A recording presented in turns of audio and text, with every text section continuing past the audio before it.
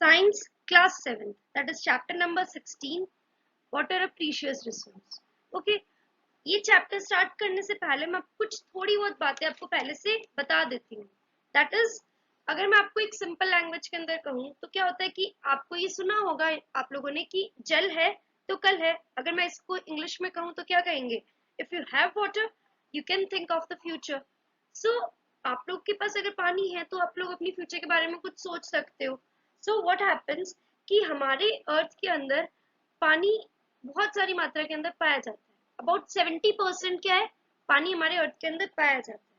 Okay, 70 to 71%. Okay, हमारे अर्थ के अंदर even if I am talking about the world, world के अंदर क्या है, जो वर्ल्ड वाटर डे है वो कब मनाया जाता है? 22 मार्च. 22 मार्च को वर्ल्ड वाटर डे मनाया जाता है. इसके क्वेश्चंस आपसे पूछे जा सकते हैं. सो मैं जो भी इस वीडियो के अंदर आपको कहूंगी, जो भी समझाऊंगी, आप लोग उसको नोट डाउन कर लेना. इवन जो स्लाइड्स आप देखोगे उसके अंदर जो मैटर है, आप पेंसिल पेन कॉपी लेके बैठिएगा एंड उनको नोट डाउन कर लीजिएगा. That will be helpful in solving the questions which I will be giving you in the assignment part. Okay,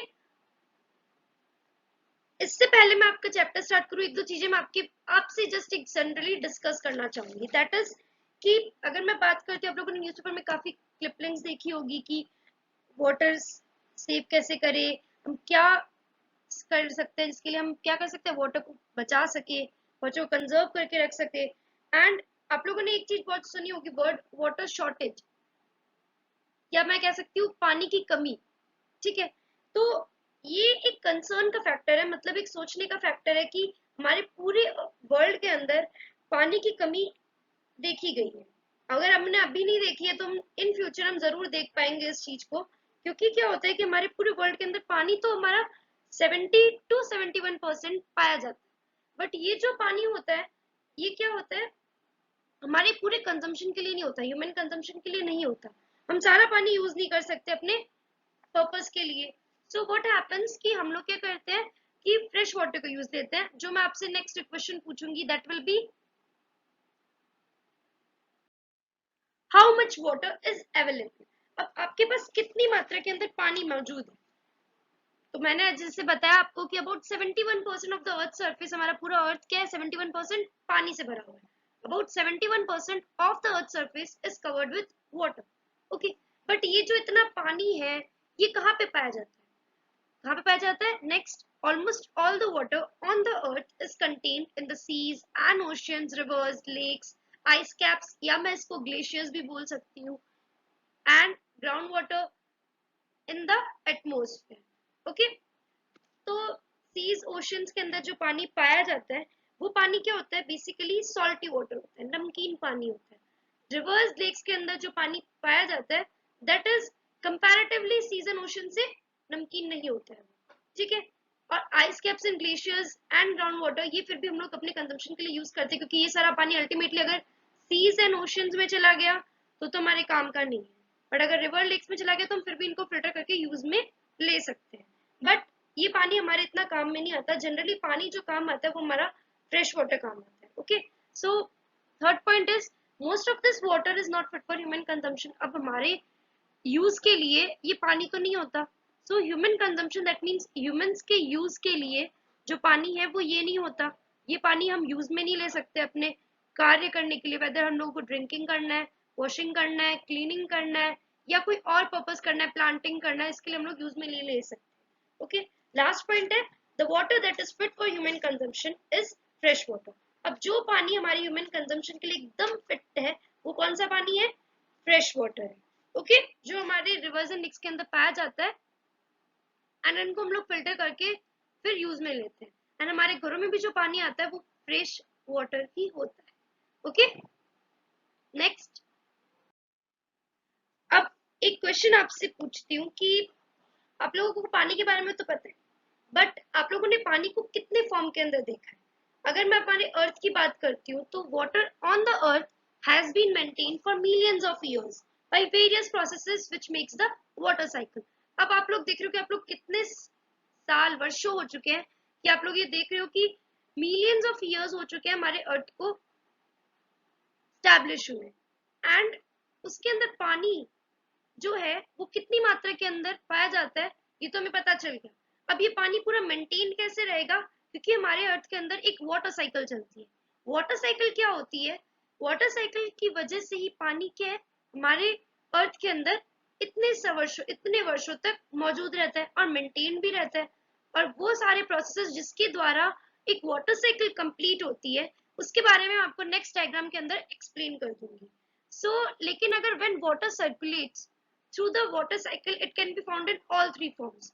अब वाटर साइकिल चल रही है तो उसके अंदर थ्री फॉर्म्स ऑफ वाटर पाए जाएंगे, that is first is solid, second liquid and third gas. Now you can see the diagram just below the solid, liquid and gas. That is, first इधर दे रखा है water freezes to ice at 0 degree Celsius. तो ये क्या हो गया, solid form of water हो गया। आपको पता है कि आइस जो फ्रीज होती है वो कैसे, वाटर से आइस बनेगी तो वो फ्रीज होगी 0 डिग्री सेल्सियस में, ओके। और वापस उसको लिक्विड में कन्वर्ट कब होगा, between 0 degree Celsius to 100 degree Celsius. That means हमारे नॉर्मल टेम्परेचर के अकॉर्डिंग भी मान सकते हो कि इनके बीच में भी हो सकता है, ओके। तब वो वाटर सॉलिड से लिक्विड में कन्वर्ट होता है या लिक्विड फॉर्म के अंदर 0 से 100 डिग्री सेल्सियस के टेम्परेचर में पाया जाता है, okay. Next water changes to steam, ये क्या हो गया, गैसियस फॉर्म ऑफ वाटर। तो ये कब होगा, जब आप लोगों ने देखा होगा कि इस डायग्राम के अंदर अगर आप देख रहे हो जनरली क्या दिया हुआ है, एक यूटेंसिल लिया हुआ है, उसमें क्या करा है इन्होंने, स्टोव पे उसको रखा है एंड गैस ऑन कर दिया, देन उसको गर्म किया तो क्या होगा, धीरे धीरे देखोगे आप उसके अंदर से गैसेस निकलेगी। अगर आप उस ढक्कन को बंद कर दोगे देन यू विल सी कि कुछ वाटर ड्रॉपलेट्स आपको देखने को मिलेगी, ओके। ये आपको ये गैस जो यहाँ पे वाटर ड्रॉपलेट्स की फॉर्म में ऊपर कलेक्ट हुई है, ये क्या हो गई, ये steam, that is water changes to steam at 100 degree Celsius, okay. Water steam में चेंज होगा at 100 degree Celsius. Next moving on, the solid forms snow and ice is present as ice caps at the poles of the earth, snow covered mountains and glaciers। अब हमारे जो solid form है वो कहाँ पे पाया जाता है, स्नो या आइस के अंदर, या फिर आइस कैप्स या मैं ग्लेशियर्स कह सकती हूँ, वो भी अर्थ के पोल्स रीजन्स में पाया जाता है। और वो वैसी जगह पे भी पाया जाता है जहाँ पे माउंटेन्स हो या ग्लेशियर्स हो, okay. Ice caps and glaciers both are the similar terms, okay. ये माउंटेन्स में अगर जैसे बर्फ माउंटेन्स के अंदर ढकी हुई है तो भी वो solid form of water, okay. Next है liquid water is present in oceans, lakes, rivers and even underground. Even अगर अंडरग्राउंड वाटर आपने देखा होगा कि जो हैंड पंप्स अगर देखे होंगे तो उसमें भी जो पानी होता है वो लिक्विड फॉर्म ऑफ वाटर होता है, okay. Third is the gaseous form is the water vapour present in the air around us. अब आप लोगों ने देखा होगा आपके आसपास के वातावरण के अंदर बहुत सारी मात्रा के अंदर वाटर वेपर प्रेजेंट रहता है, तो वो जो एयर के अंदर जो वाटर वेपर है that is the gaseous form of water. Next आपका है कि the continuous cycling of water among its three form keep the total amount of water on the earth constant even the whole world is using it. अब आप लोग ये देख रहे हो, ये तीनों प्रोसेसेस की वजह से क्या है, एक कंटिन्यूअस साइकिल चलती है वाटर की। ये तीनों फॉर्म्स के होने की वजह से क्या होता है कि टोटल अमाउंट ऑफ वाटर जो अर्थ के अंदर है वो क्या है, कांस्टेंट रहता है। मतलब जितना पानी आपने यूज किया उतना पानी क्या हो गया, वापस आ जाता है, कैसे, रेन के फॉर्म में आ जाता है। This is about the forms of water. अब पीछे वाटर साइकिल आई थी, उसके बारे में थोड़ा सा मैं आपको एक्सप्लेन कर दूंगी हमारी नेक्स्ट स्लाइड के अंदर।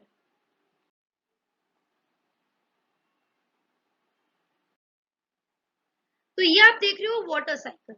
अब वाटर साइकिल को समझने से पहले हम उसकी डेफिनेशन देख लेते हैं, that is what is water cycle, the continuous circulation of water in nature is called water cycle.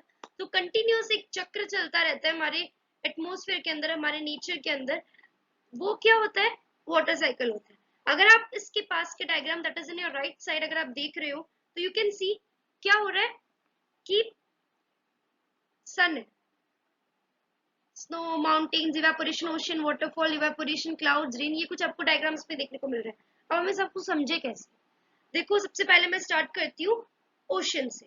Ocean में देखा होगा क्या होता है कि वाटर इवेपोरेट होता है, ओके। वो इवेपोरेट हुआ वो वाटर कहाँ पे जाएगा, इवेपोरेशन प्रोसेस से क्लाउड्स में जाएगा। क्लाउड्स में जाएगा देन क्या होगा कि वो क्लाउड्स के अंदर जाएगा तो वो रेन की फॉर्म में नीचे आएगा। लेकिन ये इवेपोरेशन प्रोसेस क्या होता है? That is the conversion of water into its vapour form is known as evaporation. And जो इवेपोरेशन होने के बाद में क्लाउड्स में जो चला जाता है, फिर वो रेन की फॉर्म में जो नीचे आता है, वो पानी किस फॉर्म में आता है? वो कंडेंसेशन प्रोसेस होने के बाद में नीचे आता है। तो ये एक साइकिल चल रही होती है, वाटर साइकिल। तो अब इवेपोरेशन किस वजह से होता है? Because of the sun. So is that, और ये पानी जो है, ये रेन्स में तो क्लाउड्स के फॉर्म में तो पाया जाता है, as well as snow mountains में भी पाया जाता है, एंड कुछ जो आपने वाटरफॉल भी देखे होंगे उनमें भी पाया जाता है। नेक्स्ट एक डायग्राम है, उससे आपको बहुत और अच्छे से समझ आएगा। That is moving on to next. ये आपको आपकी बुक का एक डायग्राम दिख रहा है। अगर आप एनसीईआरटी बुक खोल के देखना तो बिल्कुल एग्जैक्ट ऐसा ही डायग्राम आपको देखने को मिलेगा। और अगर आप लोगों की लेबलिंग नहीं की हुई है तो आप लोग लेबलिंग कर लेना, बिकॉज आपकी बुक के अंदर नहीं दे रखी है। सो आप लोग देखना इसके अंदर क्या हो रहा है कि आप देख रहे हो वही पीछे वाला डायग्राम सेम है। सबसे पहले मैं चलती हूँ हमारे ओशियंस में। That is evaporation. इवेपोरेशन क्या होता है? The conversion of water into its vapour form is called evaporation. Okay, so ये जो पानी ऊपर की तरफ जा रहा है क्लाउड्स में, ये हमारे सन की वजह से चला जाता है। अब ऊपर चला गया, कंडेंसेशन होगा देन उसके अंदर। अब कंडेंसेशन प्रोसेस क्या होता है? Condensation is the process in which, that is the conversion of vapor into liquid। अब ये जो वाटर वेपर की फॉर्म में क्लाउड्स के अंदर जो पानी गया है, अब वो नीचे कैसे आएगा? वो कंडेंसेशन प्रोसेस के द्वारा आएगा। उसमें क्या होता है कि जो वाटर वेपर्स उसको लिक्विड फॉर्म के अंदर कन्वर्ट करना, वो हमारे किस में होता है? क्लाउड्स में होता है। एंड फिर उसके बाद में जो रेन की फॉर्म में हमें पानी मिलता है, वो वापस हमारा कहाँ आता है? ओशियंस या सीज के अंदर चला जाता है। ओके, अब इसके साथ साथ में आप देखते हो कि जो पानी क्लाउड्स के अंदर जो पानी है वो नीचे आ रहा है रेन की फॉर्म में, बट उसके अंदर क्या होता है? उसको एक नाम दिया गया इधर, प्रेसिपिटेशन। प्रेसिपिटेशन क्या होता है? The falling down of water from clouds is called precipitation. पानी का बादलों से नीचे की तरफ आना, वो भी कैसे? वेपर से लिक्विड फॉर्म में कन्वर्ट होके। Okay, that is known as precipitation. ये तो आपको यहाँ पे ये चीज समझ आ गई। अब एक चीज और होकर होती है, दैट इज ट्रांसपिरेशन। अब आप लोगों ने इवेपोरेशन के द्वारा तो होता ही है, एज वेल एज एक ट्रांसपिरेशन प्रोसेस भी होता है। वो कहाँ पे होता है? वो प्लांट्स के अंदर होता है। प्लांट्स के अंदर ट्रांसपिरेशन प्रोसेस होता है, जिसको क्या कहते हैं हम लोग? The loss of water through water vapour. अब पानी की कमी या पानी का प्लांट्स के अंदर से निकल जाना, जो घटना होता है पानी पानी का प्लांट्स के अंदर, that is known as transpiration. And इसके अंदर भी अल्टीमेटली होता क्या है कि water is converted into water vapour. So वापस वो कहाँ पे जाएगा? क्लाउड्स में। तो अल्टीमेटली जो क्लाउड्स के अंदर जो पानी आता है, वो एक इवेपोरेशन प्रोसेस से भी आता है, as well as transpiration process से भी आता है। अब पानी तो आ गया क्लाउड्स के अंदर, प्रेसिपिटेशन फॉर्म के अंदर भी नीचे आ गया, फिर वापस वो पानी इवेपोरेट ओशन सीज में चला जाता है, फिर वापस ये साइकिल चलती रहती है। तो ये तो हो गई हमारी कौन सी साइकिल? Water cycle. तो यहाँ पे तो आपको एक चीज समझ आ गई कि वाटर साइकिल क्या होती है। अब आप लोगों ने नीचे मैम पूछोगे कि मैम ये इनफिल्ट्रेशन क्या होता है एंड ग्राउंड वाटर क्या होता है? इनफिल्ट्रेशन और ग्राउंड वाटर जो होता है, that is basically about the infiltration. जो प्रोसेस होता है उसके अंदर क्या होता है, इसको मैं अगर एक आपको डेफिनेशन दूं तो, you if you want to note it down then you can write it. That is the process of seeping of water into the ground. मतलब कि पानी का जो रिसाव है, दैट मीन्स कि पानी का जमीन के अंदर जो रिसाव है, जो पानी का जमीन के अंदर चले जाना, that process is known as infiltration. And ground water के बारे में आप लोग अच्छे से जानते हो, एक बार मैं बता देती हूँ। दैट इज कि ग्राउंड वाटर जो होता है वो आपको देखोगे, अगर आप जमीन खोदते हो तो आपको दिखता है कि ग्राउंड वाटर क्या होता है? गीला गीला सा कुछ मिट्टी दिखती है आपको, वो क्या होती है? ग्राउंड वाटर होती है। ग्राउंड वाटर हमारे अर्थ के अंदर बहुत मात्रा के अंदर पाया जाता है। इवन हम लोगों ने देखा भी है कि ग्राउंड वाटर आप लोग हैंडपंप्स के द्वारा निकाल लेते हो। एंड इसके बारे में थोड़ा सा मैं आपको बाद में एक्सप्लेन कर दूंगी। Okay, so next moving on. ये आपकी डेफिनेशन जो मैंने आपको बताई, evaporation that is the conversion of liquid to vapour is called evaporation. Condensation, the conversion of vapor to liquid is called condensation. Precipitation, the falling down of water from the clouds is called precipitation. Transpiration, the loss of water through water vapour is called transpiration. आप लोग ये pause करके अपने definitions note down कर सकते हो, that will be helpful in writing the answers. Okay, so moving on. अब ground water की मैंने पीछे बात की थी, तो क्वेश्चन तो ऑब्वियसली अराइज होता है कि मैम एक्चुअली ग्राउंड वाटर होता क्या है। So the ground has a large storage of water inside it. If we dig deeper and deeper below the earth, we will reach a level where all the space between particles of soil and gaps between rocks are filled with water। अगर आप लोग देखते हो कि अगर आप जमीन के अंदर एकदम डीपर एंड डीपर अगर आप गड्ढा खोदते हो, देखते हो, डिग करते हो, देन व्हाट हैपन कि आप देखोगे कि आपको कुछ जगह मिलेगी आपके सॉइल में और कुछ आपको गैप मिलेगा रॉक्स में। तो वो जो रॉक्स के अंदर जो गैप मिलेगा वो आप देखोगे कि कुछ पानी से भरा हुआ, कुछ गीला गीला सा दिखेगा, that is the water only. तो वो जो पूरा रॉक्स के आस पास जो गीला आपको देखने को मिलता है, दैट इज द वाटर। सो अब नेक्स्ट एक आपका है ना, the upper limit of layer, the upper limit of layer is called the water table। ये water table के बारे में आप जो नेक्स्ट डायग्राम देखोगे ना, उसके अंदर आपको क्लियरली समझ आ जाएगा, तो इसके डेफिनेशन आप नोट डाउन करके रख सकते हो। So the water table varies from place to place and it may even change at a given place। तो ये water table होता क्या है, इसको हम लोग पहले समझ लेते हैं, तो हमें ये आगे वाला क्वेश्चन समझ, ये वाला क्वेश्चन समझ आ जाएगा। Okay, so the water found between the water table is called groundwater।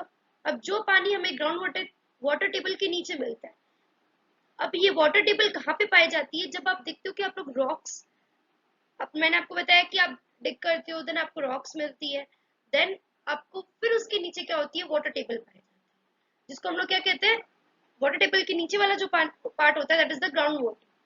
Next, the rainwater and water from the other sources such as rivers and ponds seeps through the soil and fills the empty spaces and cracks deep below the ground।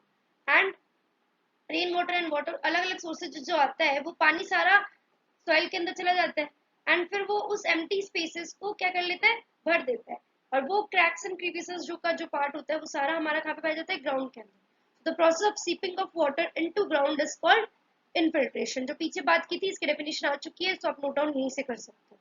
Next, the ground water is stored between layers of hard rocks below the water table is called aquifer।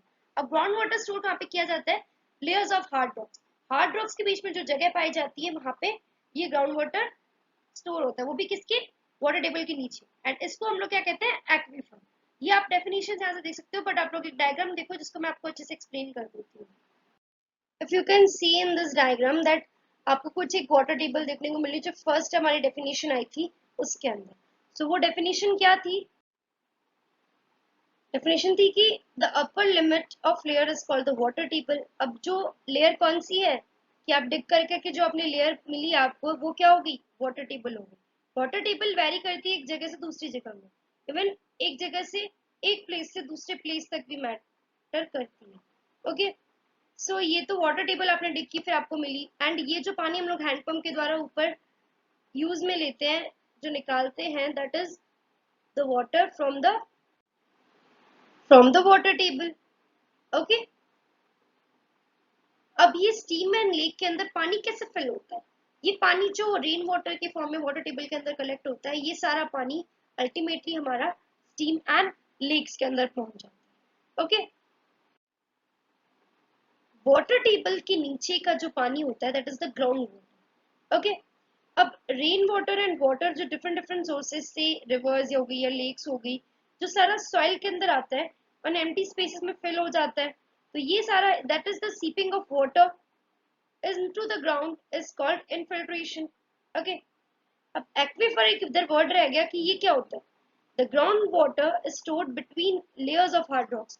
Ground water जो layers of hard rocks के बीच में store होता है, वो भी कहाँ पे, water table के नीचे की तरफ, that is known as the aquifer. तो यहाँ पे आपको water cycle as well as ground water कहाँ पे पाया जाता है उसके बारे में पूरा समझ आ गया होगा। सो next, moving on, uses of water. अब पानी कहाँ कहाँ पे यूज में लिया जाता है उसके बारे में हम बात करते हैं। The use of water can be broadly divided into agriculture, domestic and industrial uses.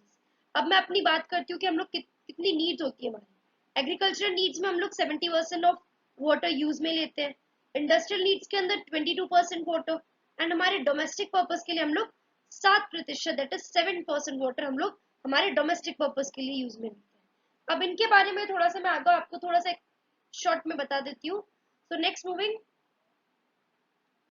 First is agricultural use. Agricultural use के अंदर हम लोग क्या करते हैं, the water is use for irrigation fields, that is irrigating fields through canals, pipelines and drip line system के लिए जो हम लोग यूज में लेते हैं, वो सारा पानी कहाँ पे होता है, एग्रीकल्चर यूज में लिया जाता है। ओके, जो आप लोग फसल को जो पानी दिया जाता है, चाहे वो कैनाल से मिले, चाहे पाइपलाइन से आए, चाहे ड्रिप इरिगेशन से आए, वो पानी यूज में लिया जाता है। नियरली हमारी 60% ऑफ इंडियन पॉपुलेशन जो है वो एग्रीकल्चर के ऊपर डिपेंड होती है, that is nearly 60% of the Indian population depends on agriculture for their living and uses nearly 90% of all water for irrigation, and even हम लोग 60% तो डिपेंडेंट है ही हमारे एग्रीकल्चर के लिए, हमारे जीवन के लिए, हमारे लिविंग सोर्स के लिए, और उसमें से नियरली 90% ऑफ वाटर हम लोग इरिगेशन पर्पस के लिए यूज में लेते हैं। ओके, नेक्स्ट हम चलते हैं डोमेस्टिक यूज। डोमेस्टिक यूज के लिए आपको अच्छे से पता है, that is water use for cooking, bathing and cleaning etcetera के लिए हम लोग जो यूज में लेते हैं वो डोमेस्टिक में आता है। एंड हमें पानी कहाँ से मिलता है, जो म्यूनिसिपैलिटी या फिर वेल्स या बोरवेल्स से हम लोग को पानी मिलता है। हम लोग नॉर्मली क्या कर कहाँ से पानी गेन करते हैं, जो म्यूनिसिपैलिटी कॉर्पोरेशन से जो पानी आता है वो हम लोग यूज में लेते हैं, या फिर अगर किसी ने घर में बोरवेल्स खुदवा रखी हो या वेल्स खुदवा रखी हो तो वो वहां से भी पानी मिलता है। Okay, so next is industrial use. Industrial use के अंदर देखो हम लोग क्या करते हैं कि water is used in industries as a raw material, solvent, coolant and for making electricity. अब इंडस्ट्रीज के लिए जो पानी यूज में लिया जाता है वो as a raw material use लिया जाता है, चाहे वो सॉल्वेंट हो, चाहे कूलेंट हो, या फिर मेकिंग इलेक्ट्रिसिटी। अब ये सॉल्वेंट क्या होता है, any substance that can dissolve, जो किसी के अंदर डिसॉल्व हो जाए, या फिर जो किसी के अंदर डिसॉल्व हो जाए क्या होगा, एनी सब्सटेंस जो डिसॉल्व हो जाए, जो घुल जाए, जो सब्सटेंस घुल जाए, that is known as solvent. Coolant क्या होता है, that a liquid that is used for cooling a machine. अब मशीन चलती है तो वो क्या हो जाती है, गर्म होती है, तो उसको ठंडा करने के लिए कूलेंट का यूज किया जाता है। सो वो लिक्विड यूज किया जाता है जो क्या करता है, उस मशीन को ठंडा कर देता है। अगर आप इस पास के डायग्राम के अंदर देखते हो तो that is municipal water supply and sewage treatment. अब म्युनिसिपल कॉर्पोरेशन से हमें जो पानी मिलता है वो कैसे मिलता है, आप देख रहे हो इधर कि एक सेटअप किया हुआ इंडस्ट्री, दैट इज सबसे पहले जो पानी आता है वो कहाँ पे आता है, हमारे सीवेज ट्रीटमेंट प्लांट के अंदर आता है। सीवेज ट्रीटमेंट प्लांट के अंदर जब वो पानी आता है तो वो कलेक्ट किया जाता है, वहां पे क्या किया जाता है, उसको ट्रीट किया जाता है। एंड जब वो ट्रीट कर लिया जाता है, उस पानी को फिल्टर कर लिया जाता है, देन वो पानी कहाँ पे जाता है, हमारे वाटर प्यूरिफिकेशन प्लांट के अंदर जाता है। अब ये जो वाटर प्यूरिफिकेशन प्लांट के अंदर जो पानी चला गया, ठीक है, यहाँ से वाटर क्या होता है, प्यूरिफाई होता है, प्यूरिफाई होके वो एक टैंक में फिल होता है, एंड फिर वहां से वो पानी सारा कहाँ पे जाता है, हमारे घरों में आता है।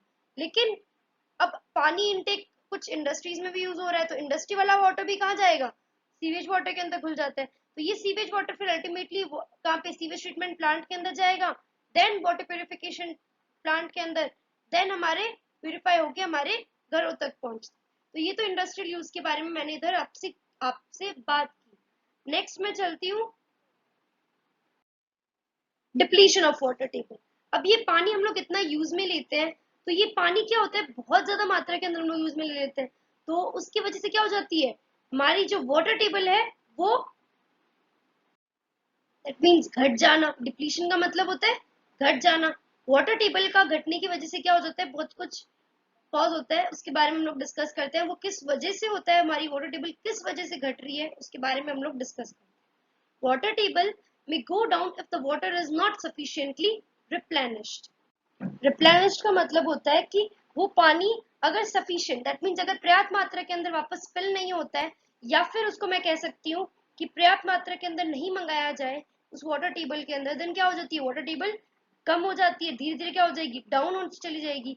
And it is due to, अब ये इस रीजन क्या है हमारी वाटर टेबल का घटने का, that is basically due to increasing population, industries, population increase हो रही है, इंडस्ट्रीज इंक्रीज हो रही है, हमारे जो सीपेज एरिया है उनमें डिक्रीज हो चुका है, दैट इज की रेन वाटर को जो हम लोग सीपिंग फॉर्म के अंदर बाद में स्टोर करके यूज में लेते हैं वो घट रही है धीरे धीरे। एग्रीकल्चरल एक्टिविटीज भी हमारी बढ़ती जा रही है क्योंकि जनसंख्या बढ़ने से वो भी जरूरत है हमारी।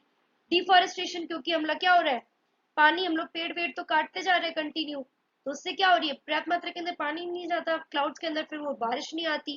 एंड स्कैंटी रेनफॉल, एंड जो बारिश होनी चाहिए उससे क्या होती है, दैट मीन्स की स्कैंटी क्या होती है, बहुत कम, दैट मीन्स एकदम ही स्मॉल, बहुत ही कम बारिश हो रही है। तो that is also the reason why the water table is depleting. Okay, अब इन सब पॉइंट्स के बारे में मैं आपको पीछे डिस्कस करती हूँ। First is increasing population. अब आप देख रहे हो कि पॉपुलेशन जनरली क्या हो रही है, इंक्रीज होती जा रही है। So increasing population creates demands for construction of houses, shops, offices, roads and payments. अब पॉपुलेशन बढ़ती जा रही है तो हमें क्या करना है, हमें रोड्स बनानी पड़ रही है, हाउसेस बनाने पड़ रहे हैं, शॉप्स बनानी पड़ रही है, ऑफिसेस बनाने पड़ रहे हैं एंड पेमेंट्स भी बनाने पड़ रहे हैं। पेमेंट्स क्या होता है, जिसको हम कहते हैं फुटपाथ, हमें फुटपाथ भी बनाने पड़ रहे हैं। सो next is this decrease the open areas like parks and playgrounds. अब इससे क्या हो रहा है, जो हमारे पार्क एंड प्लेग्राउंड्स थे वो धीरे धीरे क्या हो रहे हैं, घटते जा रहे हैं। This in turn decreases the seepage of water into the ground, क्योंकि पार्क्स एंड प्लेग्राउंड होने की वजह से क्या होता है कि वाटर, रेन वाटर जो है वो सीपेज फॉर्म के अंदर जल्दी चला जाता है सॉइल के अंदर। सो ये भी कम होता जा रहा है धीरे धीरे। Next, a huge amount of water is needed for construction work and all the water is drawn from the ground। अब बहुत ज्यादा मात्रा के अंदर हमें पानी की जरूरत पड़ती है जब हमें कंस्ट्रक्शन करना है, किसी किसी भी बिल्डिंग का निर्माण करना है या हाउस बनाना है, तो उसके लिए हम लोग पानी जो है वो बहुत सारा पानी, आप देखते हो कि आप लोग यूज में लेते हो किसी कंस्ट्रक्शन पर्पस के लिए, तो हम जो वो पानी यूज में लेते हैं वो drone from the, that means कि वो पानी हम लोग ग्राउंड से लेते हैं। कंस्ट्रक्शन पर्पस के लिए जो पानी यूज किया जाता है तो वो बेसिकली क्या किया जाता है, बहुत ज्यादा मात्रा के अंदर जो यूज में लिया जाता है that is drawn from the ground only. तो उससे क्या हो रही है, वाटर टेबल डिक्रीज हो रही है हमारी, डिप्लीट हो रही है। Next, increasing industries. हमने पीछे जैसे बात की थी इंडस्ट्रियल नीड्स की वजह से क्या हो रही है कि वाटर हमारी इंडस्ट्रीज, अब जब पॉपुलेशन बढ़ गई तो उनकी आवश्यकताएं बढ़ गई, आवश्यकताएं बढ़ गई तो क्या होगी, इंडस्ट्री ज्यादा सेटअप होगी, इंडस्ट्री ज्यादा सेटअप होगी तो क्या होगी, वो पानी ज्यादा यूज में लेगी। So everything almost that is water used by all industries, almost everything that we use needs water somewhere in its production purpose। हमें इंडस्ट्री सेटअप करनी है तो उसके लिए पानी की हमें जरूर आवश्यकता रहेगी, तो उससे क्या हो रही है, पानी भी हमें ज्यादा मात्रा में चाहिए। And the number of industries, अब कंटिन्यूसली इंडस्ट्रीज भी इंक्रीज होती जा रही है, सो पानी भी ज्यादा यूज में चाहिए। So water used by most industries is drawn from the ground, and जो वाटर मोस्ट ऑफ इंडस्ट्रीज के द्वारा यूज किया जाता है वो सारा पानी वो कहाँ से लेते हैं, ग्राउंड से ही लेते हैं, तो ग्राउंड वाटर डिप्लीट हो ही रही है। Next, agricultural activities. आप देखते हो कि मेजोरिटी ऑफ फार्मर्स जो इंडिया के अंदर है वो डिपेंड रहते हैं एग्रीकल्चर के लिए। अब और वो किसके ऊपर डिपेंड रहते हैं, रेन के ऊपर भी डिपेंड रहते हैं, ताकि वो अपने क्रॉप्स को पानी दे सके। और अब आजकल हम लोग क्या करते हैं, इरिगेशन सिस्टम के लिए हम लोग कैनाल्स का भी यूज में लेते हैं, दैट इज कि कुछ कुछ जगह पे कैनाल का पानी यूज में नहीं लेते हैं। मोस्ट ऑफ हम लोग रेन वाटर पे डिपेंड रहते हैं। कौन डिपेंड रहता है, हमारे फार्मर्स डिपेंड रहते हैं। So next, these system may suffer from lack of water due to plenty of rainfall। अब क्या होगा कि जो पानी किसान को चाहिए होता है कि वो क्या कर सके, बहुत ज्यादा तो बारिश होती नहीं है तो पानी भी नहीं मिलता उतना, तो plenty that means due to कम बारिश की वजह से जो फार्मर्स है वो क्या करते हैं, ग्राउंड वाटर को यूज में ले रहे हैं अपने इरिगेशन पर्पस के लिए। तो अल्टीमेटली क्या हो रहा है, कंटिन्यूसली हम लोग क्या कर रहे हैं, ग्राउंड वाटर को ज्यादा यूज में ले रहे हैं, तो बारिश भी, बिकॉज बारिश नहीं हो रही ज्यादा, बारिश क्यों नहीं हो रही ज्यादा, बिकॉज प्लांट्स कट कर दिए जाते हैं, डिफॉरेस्टेशन की प्रोसेस की वजह से क्या हो रहा है, प्लांट्स घटते जा रहे हैं, तो ट्रांसपिरेशन नहीं हो रहा, ट्रांसपिरेशन नहीं हो रहा तो बारिश नहीं हो रही।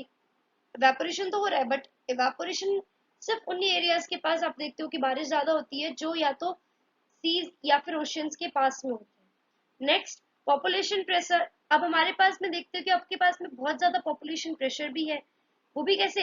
एग्रीकल्चर नीड्स के लिए, क्योंकि आप लोग को पता है कि अगर इतनी ज्यादा पॉपुलेशन हो चुकी है तो उनकी जरूरतें भी ज्यादा हो गई है, तो एग्रीकल्चर की भी क्या है, इंक्रीज हो रहा है। सो population pressure on agriculture forces, increasing use of ground water. इससे क्या हो रहा है, कंटिन्यूसली हम लोग ग्राउंड वाटर को ज्यादा ज्यादा से ज्यादा यूज में ले रहे हैं। इसकी वजह से क्या हो रहा है, डिप्लीशन हो रही है वाटर टेबल। तो इन तीनों रीजंस की वजह से आप देख रहे हो कि हमारी वाटर टेबल डिक्रीज हो रही है।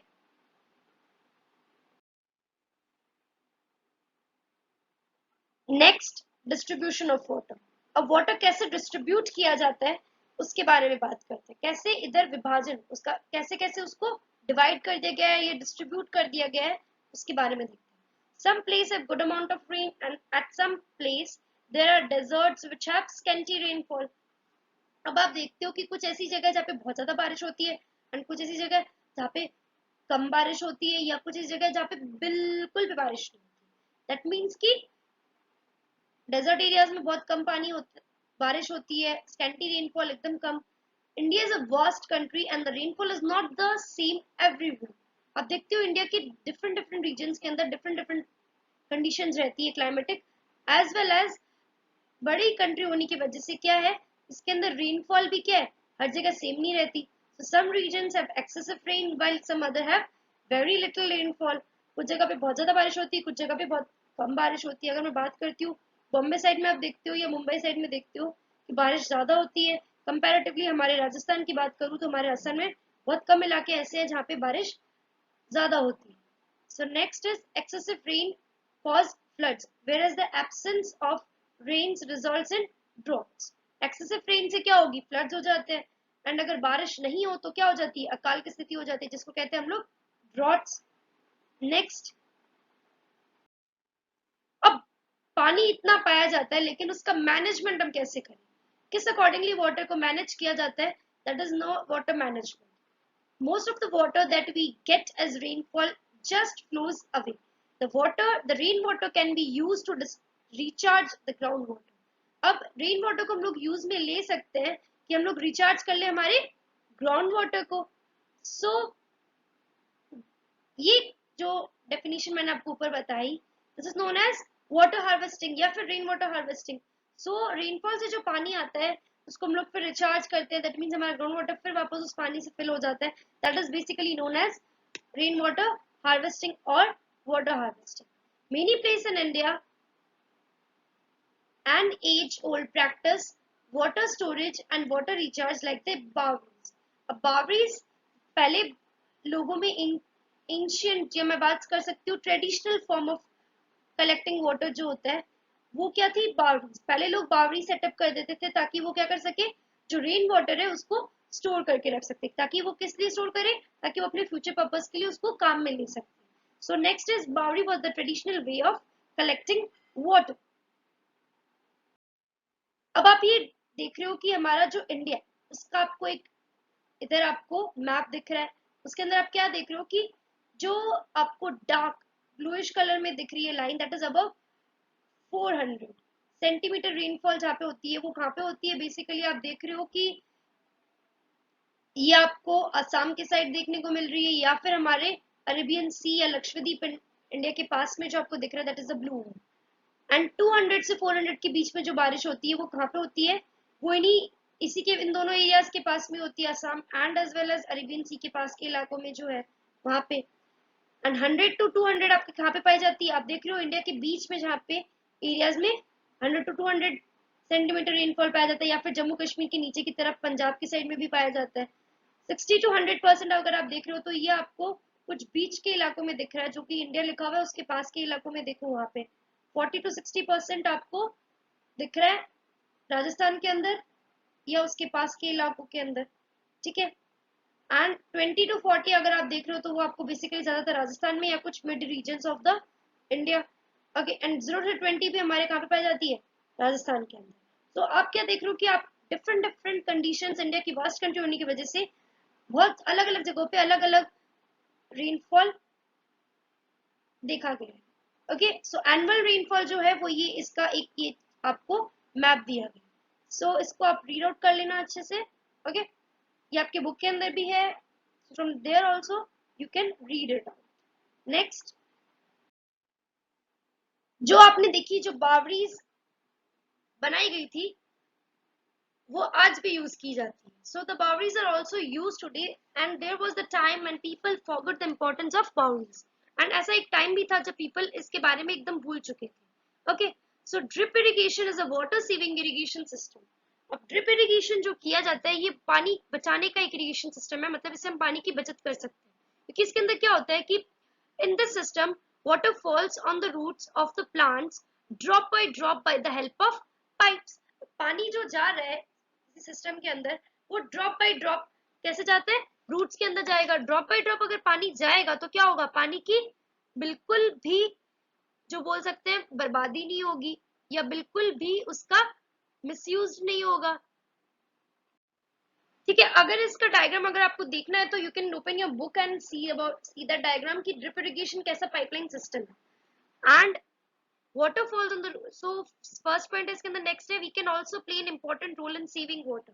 हम लोग पानी बचाने के लिए बहुत डिफरेंट डिफरेंट रोल्स भी प्ले कर सकते हैं. जैसे कि अगर आप बाथिंग या ब्रशिंग कर रहे हो तो आप अनावश्यक टैप्स को ऑन मत करो, उसको ऑफ कर दो. And we should mop the floor instead of washing. And हमें क्या करना चाहिए, हमें मॉपिंग का यूज करना चाहिए. हमें क्या करना चाहिए, आपको अच्छे से किसी मॉप से फ्लोर को क्लीन करना चाहिए, ना कि उसको बर्बादी करनी, पानी कितना यूज करके पानी गिरा दिया एंड उसको क्लीन किया किसी फ्लोर को. एंड बकेट को यूज करो इंस्टेड ऑफ बाथ टब या फिर शावर अगर आपको नहाना है तो उसके लिए. Okay, so this is the way we can save water. So next moving on, scarcity of water. आपने देखा है कि वाटर की स्कैसिटी वो बहुत ज्यादा देखी गई है. सो वाटर स्कैसिटी क्या होती है इसके बारे में बात करते हैं. That is scarcity of water is defined as a situation where there is insufficient water to satisfy normal requirements. अब ऐसी सिचुएशन जहाँ पे पानी पर्याप्त मात्रा में नहीं हो और हमारे नॉर्मल रिक्वायरमेंट्स को फुलफिल नहीं कर पाए तो उस कंडीशन को हम लोग क्या कहते हैं, वाटर स्कैसिटी. वाटर एक रिन्यूएबल रिसोर्स है. दैट मीन्स कि वाटर अगर वापस आपको मिल जाता है, लेकिन कुछ फैक्टर्स होते हैं जो वाटर स्कैसिटी की वजह से हो रहे. दैट इज इंक्रीजिंग पॉपुलेशन, जो हमने पीछे बात की थी, increasing industries, agricultural activities and deforestation. Water scarcity will result in insufficient plant growth. अब water scarcity की वजह से क्या होगी कि plant जितनी मात्रा में हमें चाहिए होता है उतना plant हमें नहीं मिलेगा. and decrease food production, और ये इससे क्या होगी, हमारी food production भी क्या हो जाएगी, decrease हो जाएगी. या मैं नेक्स्ट क्या लिखा है, एंड फेमिन. फेमिन क्या होती है, ऐसी कंडीशन जिसमें क्या होता है कि फूड कम मिले. That is a lack of food over a period of time in a large area. ऐसी जगह पे जहाँ पे फूड की कमी हो, खाने की कमी हो, जिसकी वजह से क्या हो सकता है, अल्टीमेटली लोग मर सकते हैं और वो भी डिपेंड कर सकता है किसी एरिया के अंदर. Okay, so next, some causes of water scarcity. Water scarcity के क्या कॉजेज है इंडिया के अंदर अगर मैं बात करूं तो Indian some causes of water scarcity are uncontrolled use of borewell technology for extracting ground water. हम क्या कर रहे हैं, बहुत ज्यादा मात्रा के अंदर बोरवेल्स डिग करते जा रहे हैं एंड वाटर कहाँ से एक्सट्रैक्ट कर रहे हैं, ग्राउंड वाटर सारा एक्सट्रैक्ट कर रहे हैं. Pollution of fresh water resources. अब फ्रेश वाटर रिसोर्सेज के अंदर आप देख रहे हो कि बहुत ज्यादा मात्रा के अंदर पोल्यूशन हो रहा है. ओके, कोई इफेक्टिव मेजर्स नहीं किए गए हैं जिससे हम क्या कर सके, वाटर कंजर्वेशन कर सके. No effective measures for water conservation.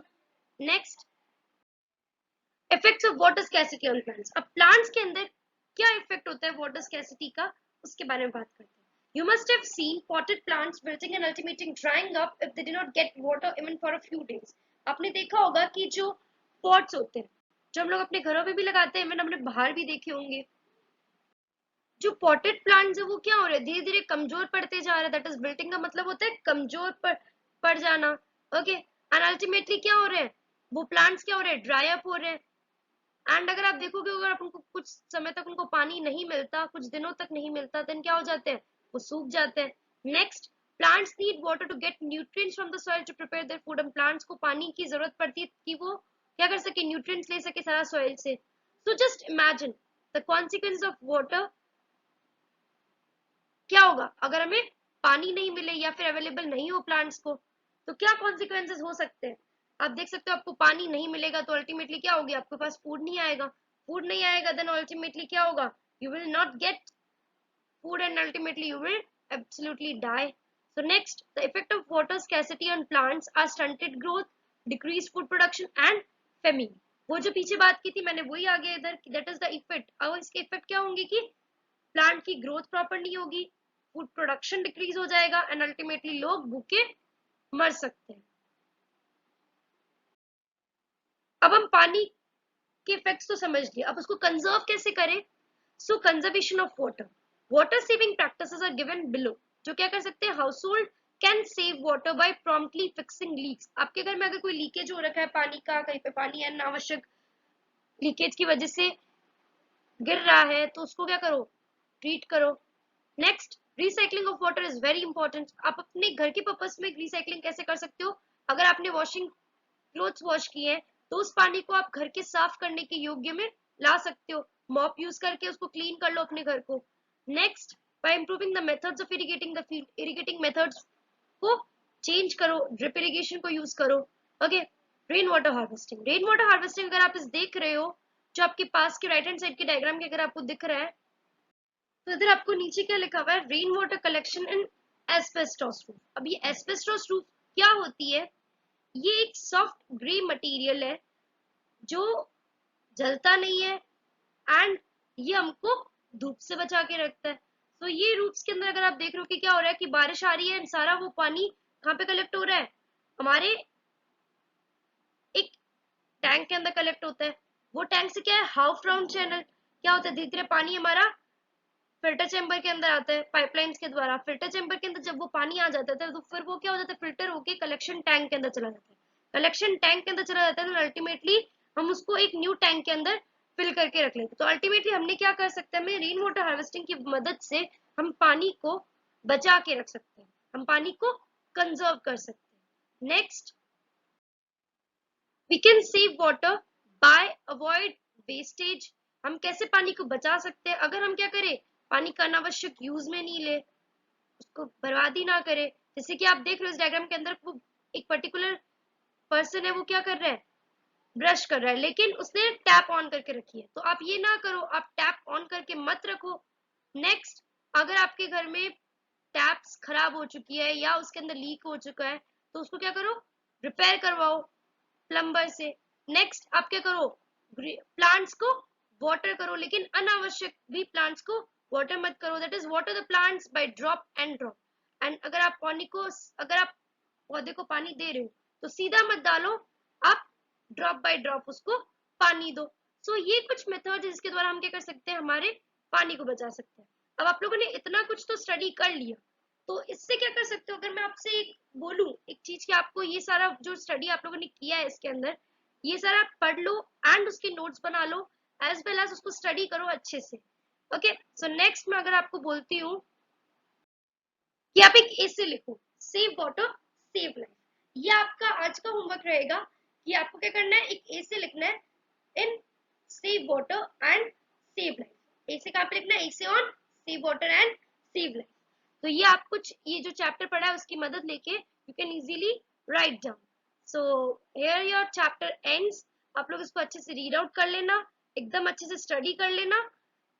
Okay, and next I will give you some questions to do that. So thank you students, read the lesson properly and in the next part you will be getting the question that you have to answer. Okay, thank you.